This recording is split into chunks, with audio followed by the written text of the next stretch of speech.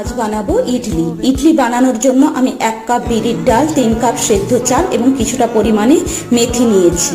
ইডলি সবসময় 1:3 অনুপাতে করতে হয়। এরপর সমস্ত উপকরণগুলোকে ভিজিয়ে রাখতে হবে।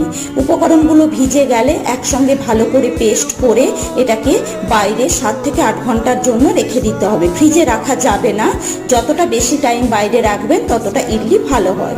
এরপর অল্প পরিমাণে লবণ দিয়ে ভালো করে ফেটিয়ে নিতে হবে। কড়াইতে কিছুটা পরিমাণে জল দিয়ে আমার যে ইডলি মেকারটা আছে ওতে অল্প করে অয়েল ব্রাশ করে নিয়ে মিশ্রণটা অল্প অল্প দিয়ে দেব।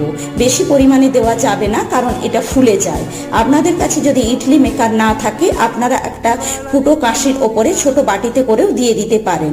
এরপর একটা কাঁটা চামচ দিয়ে ভেতরটা গেঁথে দেখে নেবেন হয়েছে কিনা। এই দেখুন ইডলিটা কতটা স্পঞ্জি হয়েছে। আমার ইডলি এবং সাম্বারের ডাল একদম রেডি।